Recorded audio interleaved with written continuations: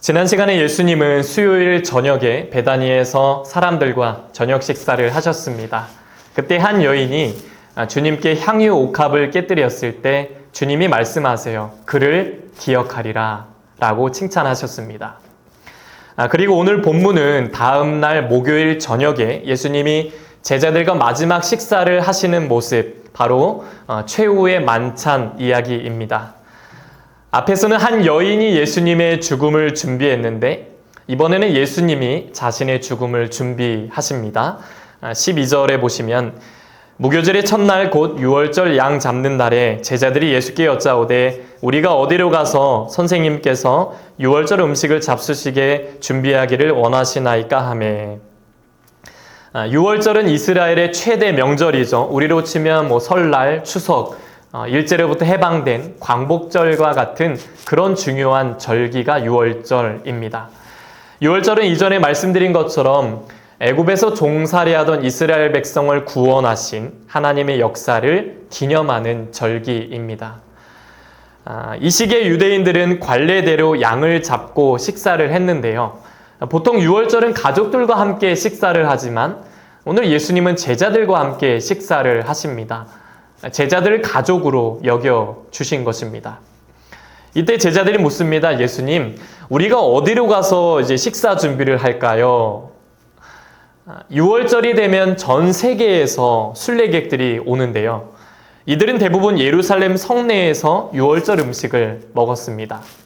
그래서 제자들도 어느 장소에서 식사를 할지 예수님께 묻고 있는 겁니다.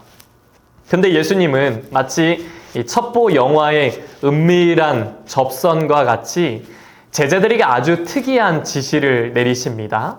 오늘 13절, 15절 보면 예수께서 제자 중에 둘을 보내시며 이르시되 성내로 들어가라. 그리하면 물 한 동이를 가지고 가는 사람을 만나리니 그를 따라가서 어디든지 그가 들어가는 그 집주인에게 이르되 선생님의 말씀이 내가 내 제자들과 함께 유월절 음식을 먹을 나의 객실이 어디 있느냐 하시더라 하라. 그리하면 자리를 펴고 준비한 큰 다락방을 보이리니 거기서 우리를 위하여 준비하라 하시니.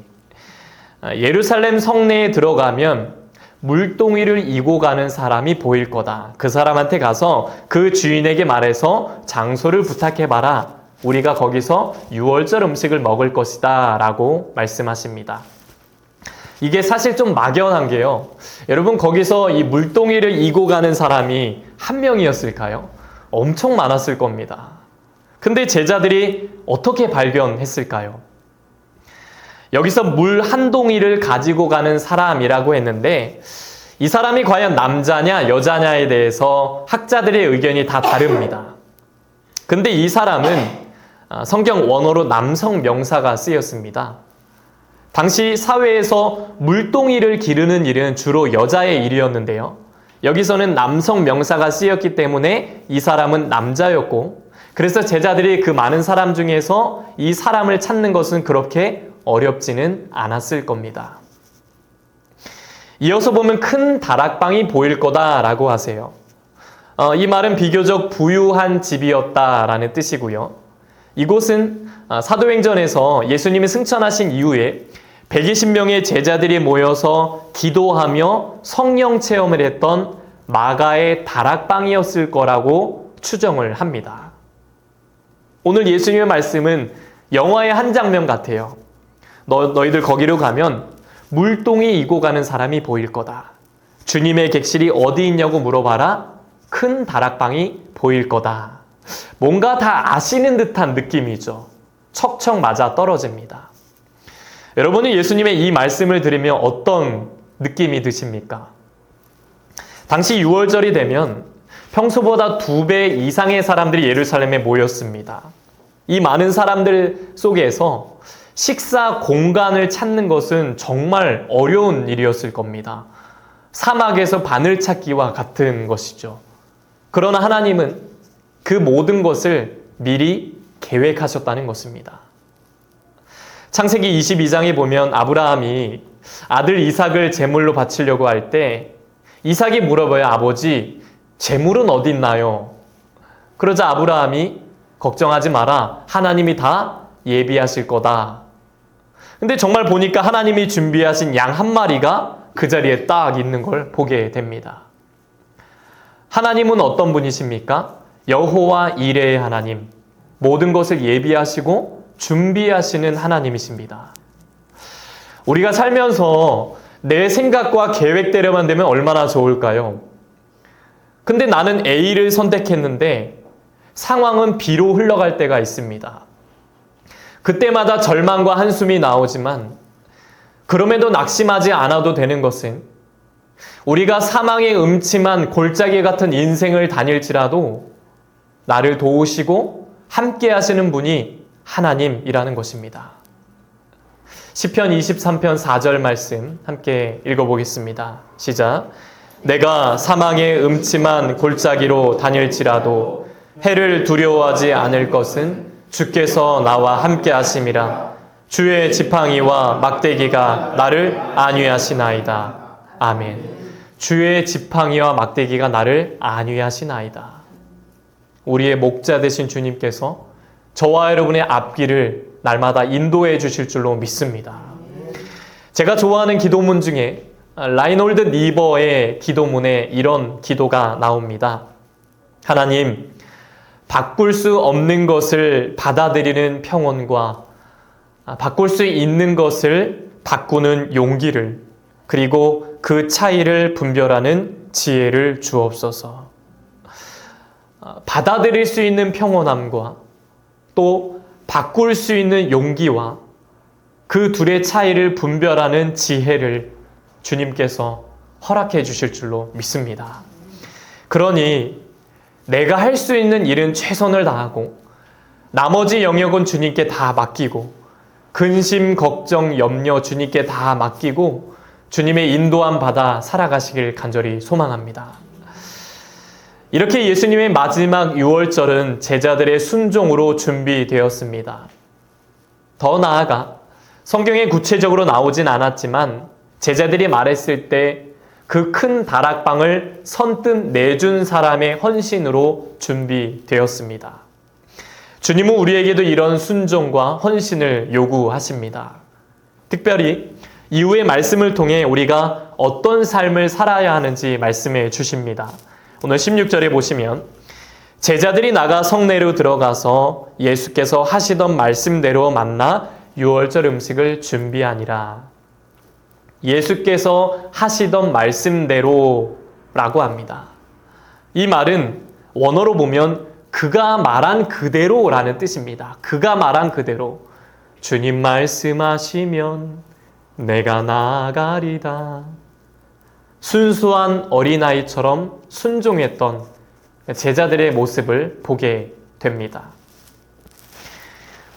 이후에 저녁이 되자 예수님이 이제 제자들과 함께 집에 도착하셨습니다. 이때 주님이 아주 놀라운 말씀을 하십니다. 오늘 18절에 보시면 다 앉아 먹을 때에 예수께서 이르시되 내가 진실로 너희에게 이르노니 너희 중에 한 사람 곧 나와 함께 먹는 자가 나를 팔리라 하신대.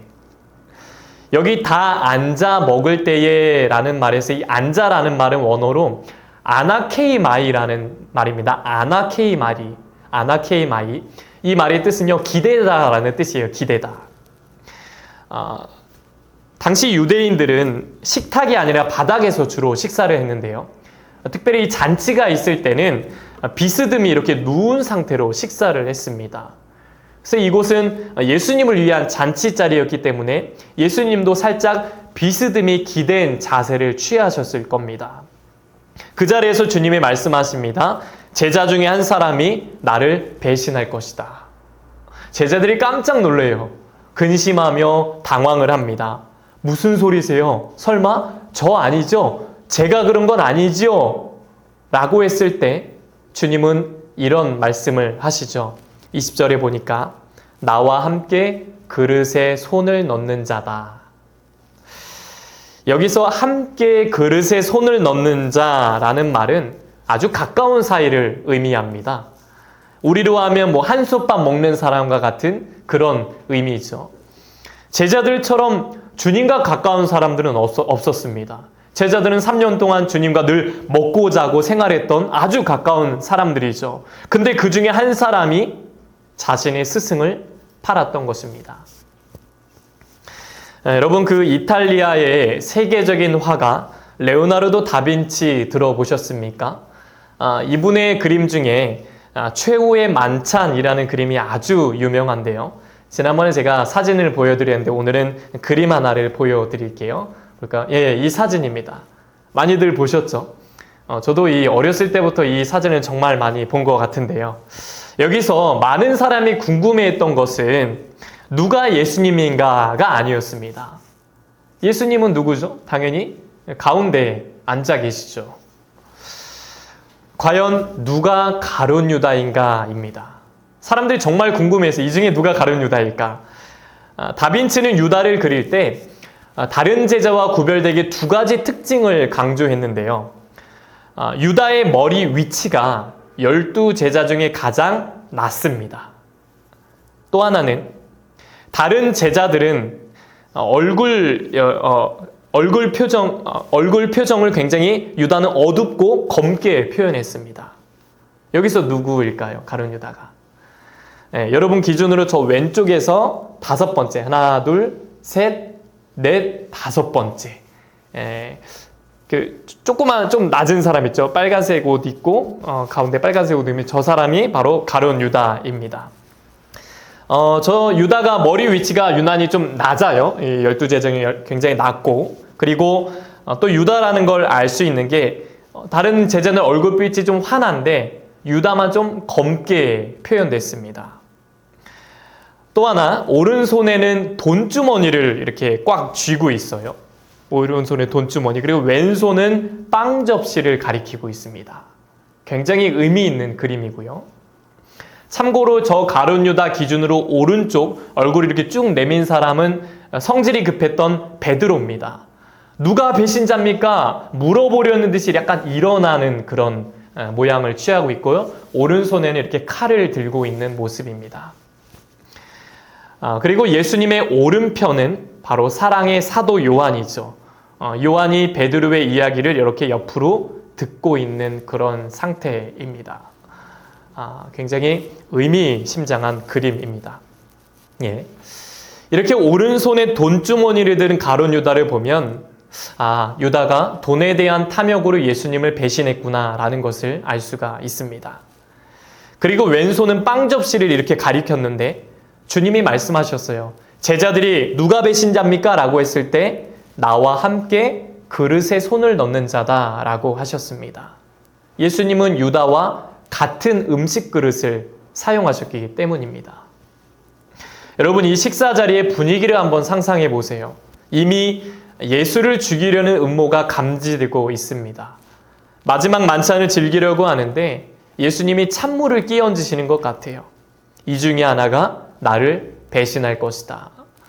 제자들이 당황하면서 저 아니지요? 라고 합니다. 뭔가 형언할 수 없는 슬픔과 공포가 이 식사 분위기를 지배하고 있습니다. 그럼에도 놀라운 것은 예수님은 이 모든 것을 미리 알고 계셨다는 겁니다. 고난과 죽음, 유다의 배신을 알고 계셨습니다. 성경의 다윗도 이런 배신에 대한 이야기를 했는데요. 시편 41편 9절에 보니까 내가 신뢰하여 내 떡을 나눠 먹던 나의 가까운 친구도 나를 대적하여 그의 발꿈치를 들었나이다. 다윗의 측근이었던 아히도벨의 이야기입니다. 이 아히도벨은 다윗의 충직한 신하였어요. 근데 다윗을 배신하고 다윗의 아들 압살롬의 반역에 동참을 합니다. 근데 나중에 자신의 꾀가 무시된 걸 알고 그 절망감에 자기의 집에 가서 자살을 하는 비극적인 결말을 맺게 됩니다. 가룟 유다의 배신은 그러면 어떻게 시작됐을까요? 요한복음 13장 2절에 보시면 마귀가 벌써 시몬의 아들 가룟 유다의 마음에 예수를 팔려는 생각을 넣었더라. 생각을 넣었다라고 합니다. 배신은 생각에서 시작됩니다. 평상시 생각이 중요하다는 겁니다. 여러분 요즘 어떤 생각을 하고 지내십니까? 명절을 보내니까 이번 명절만 같으면 너무 좋겠다. 이렇게 먹고 싶은 거 마음껏 먹고 얼마나 좋을까. 많이들 생각할 겁니다. 이 생각은 행동으로 연결되는 것입니다. 이번에 그 명절을 앞두고 제가 전도사로 있던 교회 목사님께 인사를 드리러 찾아뵙습니다. 갈 때마다 늘 반갑게 맞이해 주시고요. 제가 나올 때는 그 큰 교회 목사님이 항상 문 앞까지 나오셔서 저를 이렇게 배웅을 해 주십니다. 너무나 감사하죠. 목사님이 그런 말씀을 하시더라고요. 목회를 할 때 힘들고 어려워도 항상 감사한 생각, 기쁜 생각을 많이 하세요. 감사하고 기뻐하면 하나님이 반드시 은혜 주시고 역사하십니다. 라는 얘기를 하시는데 참 깊은 울림으로 다가왔습니다. 항상 기뻐하라, 쉬지 말고 기도하라, 범사에 감사하라. 여러분, 내 상황과 형편은 그러지 못할지라도 항상 감사한 생각, 기쁜 생각을 많이 하셔서 주님이 예비하신 놀라운 은혜를 다 경험하시기를 간절히 축복합니다. 오늘 가룟 유다는 육신의 생각을 품었습니다. 로마서 8장 6절에 보니까 육신의 생각은 사망이요 영의 생각은 생명과 평안이니라. 영의 생각은 생명과 평안이니라. 그는 육신의 생각, 배신의 생각을 품었기에 그것이 사망으로 이어진 것입니다. 신앙생활은 주님의 생각에 내 생각을 맞추는 것입니다. 주님의 뜻에 내 뜻이 맞춰져야 하는 것입니다. 우리가 말씀을 들을 때 때로는 내 마음이 좀 어렵고 불편할 때가 있습니다. 그때마다 고칠 수 없는 말씀을 고치는 것이 아니라 내 생각을 주님의 방향으로, 주님의 주파수에 맞춰야 하는 것입니다. 생각의 교정이 필요하다라는 것입니다. 영국의 찰스 스퍼전 목사님이 이런 말을 남겼습니다. 제가 아주 책을 읽다가 이제 밑줄을 쳐놓은 메시지인데, 성도들이 앉아있는 자리가 말씀을 들을 때마다 가장 불편한 자리여야 한다라고 합니다. 삐뚤어진 자녀가 부모님의 말씀을 듣고 고치려고 할 때 인생이 변화되는 것처럼 저는 이 예배의 자리가 우리를 깨닫게 하시고 때로는 찔리게도 하시고 우리의 삶을 유턴시키시는 회복의 자리가 되길 간절히 축복합니다. 그것이 우리가 사는 길이라는 것입니다. 오늘 주님은 식탁에서 왜 배신자를 언급하셨을까요? 가룟 유다에게 회개의 기회를 주신 것입니다. 근데 그는 돌이키지 않았습니다. 멸망의 길로 가게 됩니다. 주님이 말씀하세요. 그 사람이 차라리 나지 아니하였더라면, 그 사람이 태어나지 아니하였더라면 자기한테 좋을 뻔했느니라. 아니, 사람이 태어났는데 인생의 결말이 예수님 배신이라면 이보다 더 불쌍한 인생이 어디 있겠습니까?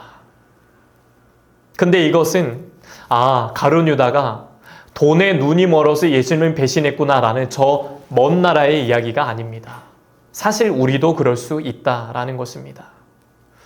오늘 주님은 예수 안 믿는 자가 나를 배신할 것이다 라고 하지 않으셨습니다. 나와 함께 그릇에 손을 넣는 자다. 가까운 사람이, 교회 다니는 사람도 그럴 수 있다는 것입니다. 오늘 예수님은 왜 그 배신자는 바로 너 유다다 라고 왜 대놓고 얘기하지 않으셨을까요? 그를 보호하시고 그를 지켜주신 겁니다. 또 나머지 제자들과 우리에게도 경계심을 주신 것입니다. 오늘 제자들은 근심하면서 설마 저는 아니지요? 라고 하죠.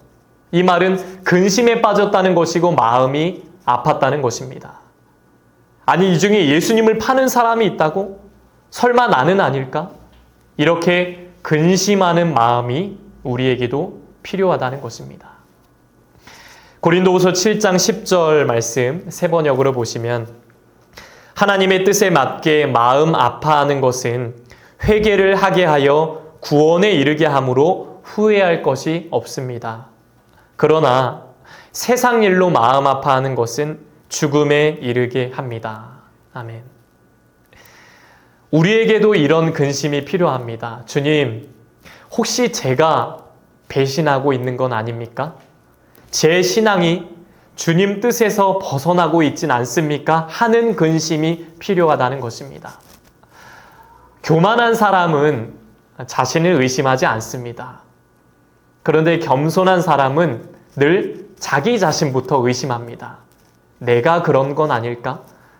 내가 주님의 뜻을 방해한 건 아닐까를 염려한다는 것입니다. 이렇게 유다는 배신했지만 그럼에도 예수님은 감사하셨습니다. 유월절 만찬 자리에서 성만찬이라는 성례를 제정해 주셨습니다.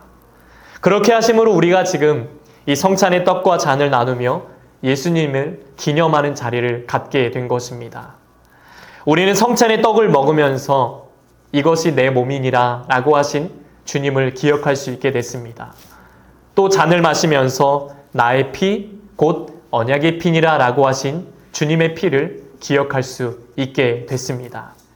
우리는 이 사랑을 잊지 말아야 합니다. 그 은혜를 받으며 또 전하는 자가 되어야 하는 것입니다.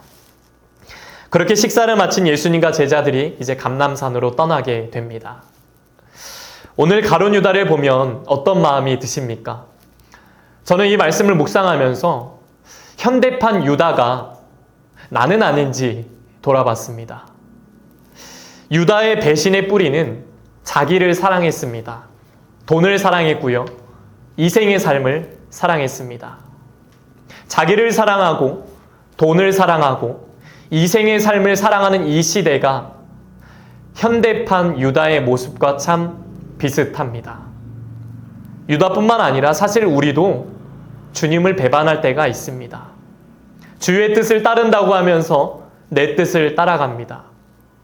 주님께만 영광 돌려줘야 할 신앙생활이 내 상황과 환경과 감정에 따라 좌지우지 될 때가 있습니다. 내 안에 유다가 고개를 들 때가 있습니다. 놀라운 것은 그런 배신에도 예수님은 십자가의 길을 가고 계신다는 것입니다. 그 길 속에 주님은 말씀하십니다. 그래도 내가 너를 사랑한다. 내가 너를 기다리고 있다. 라고 하십니다. 가룟 유다는 예수님을 버렸지만 예수님은 그를 버리지 않으셨습니다. 우리가 주님을 떠났을 때도 주님을 배신했을 때도 주님은 우리를 버리지 않으셨습니다. 더 나아가 세상에 많은 사람이 나를 버릴지라도 예수님은 우리를 버리지 않으십니다. 포기하지 않으십니다. 그분은 십자가에서 물과 피를 다 쏟으시고 우리를 사랑하셨습니다. 지금도 기다리고 계십니다. 주님의 사랑은 배신을 압도하는 사랑입니다. 배신을 이긴 사랑입니다. 여러분, 그 사랑의 주님께 돌아오시길 바랍니다. 혹시 내가 배신의 길을 걷는 것은 아닐까를 염려하며 기도하시길 바랍니다. 그래서 이제는 진정한 제자의 삶으로, 헌신의 삶으로 살아가시길 바랍니다. 그 배신을 압도하는 사랑이 우리의 인생을 후회 없는 인생으로 변화시킬 것입니다. 인간은 누구나 행복한 삶을 원합니다. 그러면 그리스도인에게 있어서 행복한 삶은 무엇일까요? 그 크신 하나님의 사랑 안에 거하는 삶입니다. 더 나아가 사랑의 주님을 위해서 사는 삶입니다. 사도 바울이 그렇게 살았습니다.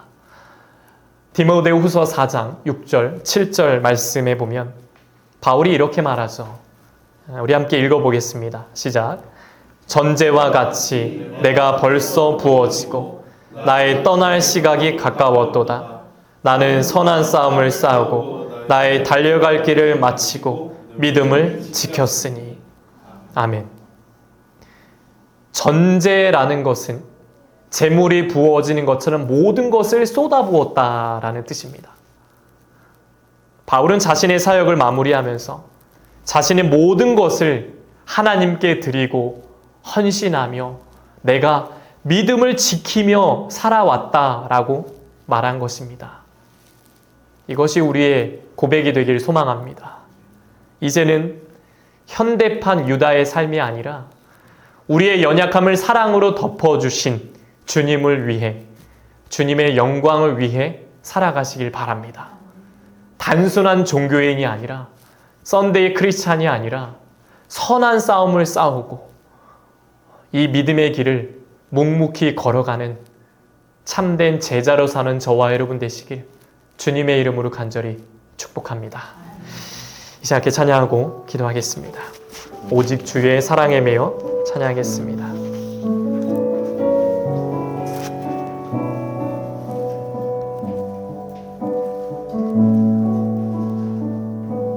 오직 주의 사랑에 매여 내 영 기뻐 노래합니다. 이 소망의 언덕 기쁨의 땅에서 주께 사랑드립니다. 오직 주의 임재 안에 갇혀 내 영 기뻐 찬양합니다. 이 소명의 언덕 거룩한 땅에서 주께 경배드립니다. 주께서 주신 모든 은혜 나는 말할 수 없네. 내 영혼 즐거이 주 따르렵니다.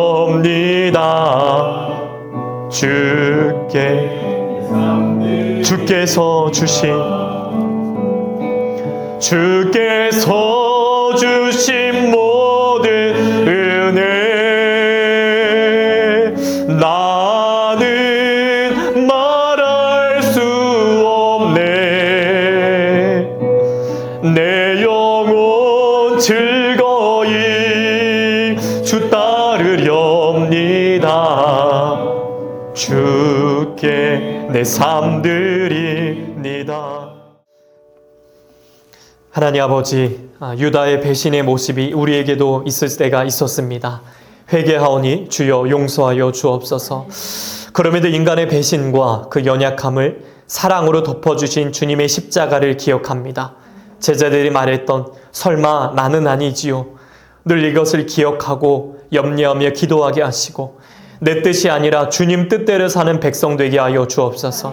믿음의 선한 싸움을 싸우며 후회 없는 행복한 신앙생활을 할 수 있도록 주의 사랑으로 우리를 축복하여 주시옵소서. 이제는 우리 주 예수 그리스도의 은혜와 하나님 아버지의 넘치는 사랑하심과 성령의 가망없는 역사 교통하심이 배신을 이긴 주의 사랑 기억하며 선한 싸움을 싸우고 참된 제자의 삶을 살기 원하는 씨앗의 성도들과 가정과 자녀들과 일터 위에 이제부터 영원토록 함께 하시기를 간절히 축원하옵나이다. 아멘.